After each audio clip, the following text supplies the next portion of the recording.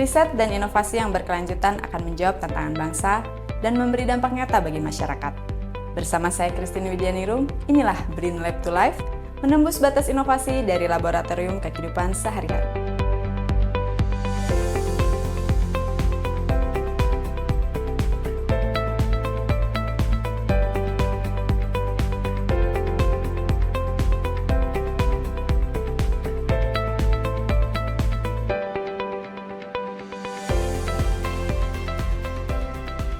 Bersama narasumber kita, Ibu Isti Darwati, peneliti ahli media dari Pusat Riset Teknologi Radioisotop, Radiofarmaka, dan Biodosimetri BRIN, Organisasi Riset Tenaga Nuklir, kita akan membahas bagaimana limbah kulit manggis dapat diolah menjadi kandidat terapi inovatif untuk kanker payudara. Halo Bu Isti, apa kabar hari ini? Baik, alhamdulillah Mbak Christine. Terima kasih sudah datang ke sini. Iya Bu. Bu, berkenaan dengan topik bahasan kita nih, tentang proses kulit manggis itu menjadi kandidat terapi kanker payudara, pasti sudah melalui proses yang panjang, melalui berbagai eksperimen, mungkin ada kegagalan, dan juga sampai proses penyempurnaan, Bu. Nah, bisa Bu Isti ceritakan apa nih yang melatar belakangi tim peneliti mengembangkan senyawa dari kulit manggis untuk terapi kanker payudara? Ya, terima kasih Mbak Christine ya. Jadi sebenarnya pengembangan dari kulit manggis sebagai obat anti kanker itu sudah banyak dieksplorasi. Cuma sebagai peneliti saya ingin memperdalam lagi terkait dengan alpha-mangostin sebagai suatu kandidat radiofarmaka baru Mbak gitu. Jadi ini adalah salah satu buah manggis ya, yang kulitnya ini nanti kita dapatkan isolatnya, yaitu alpha-mangostin. Nah, dalam hal ini saya akan membuat suatu modifikasi senyawa, dia berupa alpha-mangostin yang kita modifikasi, kemudian menjadi suatu senyawa baru, yaitu AMB10. Seperti itu, Mbak. Oh, baik. Mengapa nih Bu, kanker payudara menjadi fokus penelitian dan seberapa besar urgensinya bagi masyarakat Indonesia? Ya, jadi hal ini tentunya terkait dengan keprihatinan kita ya terhadap kondisi penyakit kanker payudara yang dari tahun ke tahun itu meningkat Mbak, baik dari sisi insidensi maupun kematiannya gitu ya, dan itu terjadi juga pada perempuan gitu ya, sehingga salah satu alasan kenapa memilih kanker payudara memang ini adalah salah satu challenging ya, tantangan buat kami untuk mencari terobosan baru bagaimana kita mendapatkan obat terapi untuk kanker payudara menggunakan teknologi nuklir Mbak. Seperti itu. Oke, tadi Ibu sebutkan dalam penelitian ini tadi tim mengembangkan senyawa yang disebut AMB10 ya Bu ya? Betul. Nah, dapat dijelaskan Bu apa itu AMB10 dan bagaimana kaitannya dengan senyawa alami aktif yang paling banyak atau paling kita kenal ya Bu ya di kulit buah manggis atau disebut sebagai alpha-mangostin yang terdapat pada kulit manggis tadi? Iya, baik. Jadi kulit manggis itu sendiri memang tidak banyak digunakan ya awalnya gitu kan, karena memang kita mau makan buahnya. Nah, ternyata dari kulit manggis ini tersimpan banyak sekali senyawa, ada alpha-mangostin, gamma-mangostin, dan lain-lain. Dan ternyata memang alpha-mangostin inilah yang paling tinggi aktivitas anti kankernya. Cuma dia mempunyai kekurangan, yaitu sulit larut ya dalam air. Jadi dia polaritasnya rendah lah istilahnya gitu.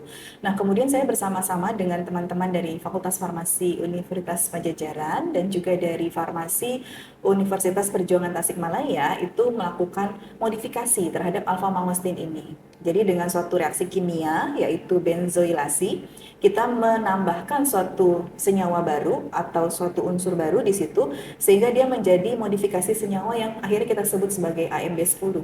Seperti itu Mbak. Dan ini potensinya setelah kita uji dengan secara in vitro itu juga bagus. Nah Bu, apa nih yang membedakan pendekatan terapi berbasis senyawa alami ini dibanding terapi kanker yang sudah tersedia Bu saat ini? Iya. Nah, kalau untuk anti kanker yang memang kami kembangkan ya, khususnya di pusat riset saya, karena kami berbasis teknologi nuklir, maka di sini senyawa yang memang kami lakukan modifikasi tersebut, kami tambahkan kembali dengan suatu unsur radioaktif, gitu. Jadi unsur radioaktif ini saya menggunakan iodium-131, dia pemancar beta dan pemancar gamma, yang fungsinya dua. Jadi double function, bisa sebagai diagnosis dan bisa sebagai terapi. Nah, memang fokus utamanya adalah di terapinya. Jadi bagaimana senyawa AMB10 ini yang kita lihat dia punya struktur yang mirip dengan tamoxifen, di mana tamoxifen ini kan dikenal ya sebagai obat anti kanker payudara yang sudah established sebelumnya. Dia punya kemiripan struktur. Nah, kemudian kita tambahkan di struktur AMB10 ini dengan iodium 131 seperti itu. Dan harapannya iodium 131 ini yang akan juga menempel, ikut ya terbawa ke dalam kanker payudara tersebut, dan dia akan memusnahkan kanker dari aktivitas radioaktivitasnya sebagai beta, ya pemancar beta tadi, seperti itu, Mbak. Oh, jadi tadi yang Ibu jelaskan itu sebenarnya senyawa AMB yang bekerja dalam menargetkan sel kanker payudara. Tapi ditambah dengan radioisotopnya. Oh. Jadi radioisotopnya itu karena pemancar beta, dia punya daya ionisasi atau daya rusak yang besar. Jadi harapannya dengan adanya iodium 131 ini, maka proses penargetannya atau penghancuran sel kankernya akan jauh lebih efektif dibandingkan AMB10 ini berdiri sendiri. Seperti itu. Iya ya Bu. Ibu tadi sebutkan riset ini melibatkan kolaborasi ya Bu ya, antara Universitas Perjuangan Tasikmalaya dan juga Universitas Padjadjaran. Itu seberapa penting Bu kolaborasi itu dalam pengembangan inovasi kesehatan ini? Iya, tentunya kita tidak bisa bekerja sendiri ya Mbak Christine ya, karena memang dalam kaitannya dengan riset, BRIN kita riset-riset terutama saya gitu ya di keahlian saya dengan teknologi nuklir, maka saya lebih banyak akan beraktivitas di sisi penandaan atau dalam hal ini radio labeling kita sebut seperti itu. Nah, tapi dalam hal pengembangan alpha mangostin tadi sebenarnya ini sudah cukup lama ya dimulai oleh teman-teman farmasi Universitas Padjadjaran. Nah, kemudian modifikasi senyawanya ya lanjutannya adalah dilakukan oleh teman-teman dosen atau periset di Universitas Perjuangan Tasikmalaya. Jadi setelah senyawanya ini sudah approve gitu ya, sudah murni, barulah saya lakukan penandaan. Jadi tahapan-tahapannya seperti itu, Mbak. Jadi sangat penting ya Bu ya, Betul, kolaborasi itu. betul, Oke. sangat penting. Saat ini Bu sudah tahap mana nih Bu pengembangan senyawa AMB10? Lalu apa saja tahapan yang masih belum dilalui sebelum dapat dimanfaatkan secara luas? Ya.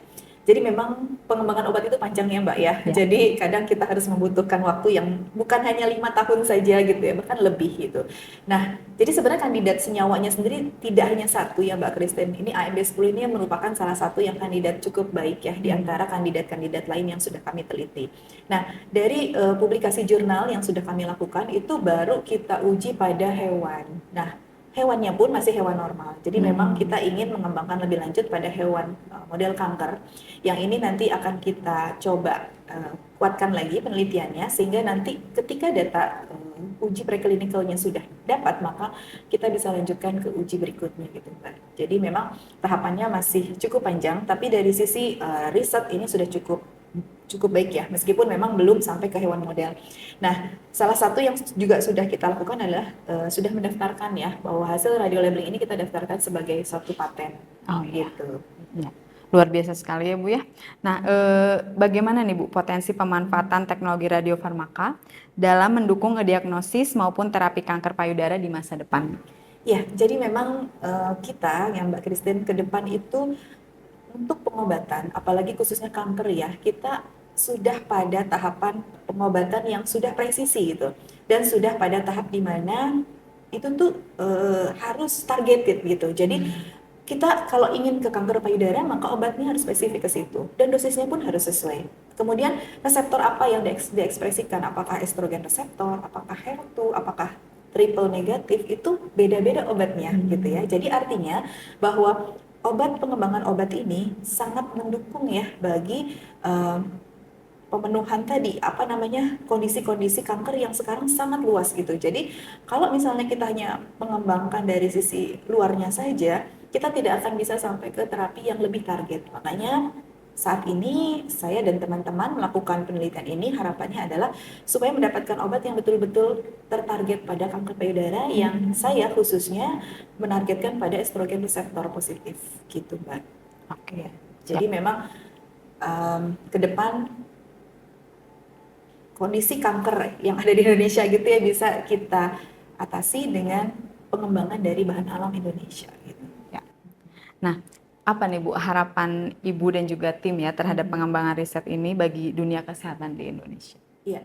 Terima kasih Mbak. Jadi memang cita-cita seorang peneliti itu adalah bagaimana riset kita bisa digunakan. Ya. Itu saja mungkin ya yang paling mendasar. Jadi sejauh mana penelitian ini bermanfaat dan bisa sampai ke masyarakat itu adalah hal yang sangat membahagiakan buat kami seorang riset. Gitu Mbak. Sebagai penutup Bu, Iya baik. apa pesan Ibu bagi generasi muda yang tertarik berkarir di bidang riset kesehatan, Ya. farmasi maupun teknologi radiofarmaka? Ya, baik, terima kasih Mbak. Jadi riset-riset kami gitu ya, karena saya memang dari awal ada di dunia farmasi, apalagi saya seorang farmasi nuklir gitu. Banyak orang, terutama perempuan ya, yang takut ya berhadapan dengan nuklir. Jadi buat adik-adik mahasiswa ataupun bimbingan saya kan banyak gitu ya.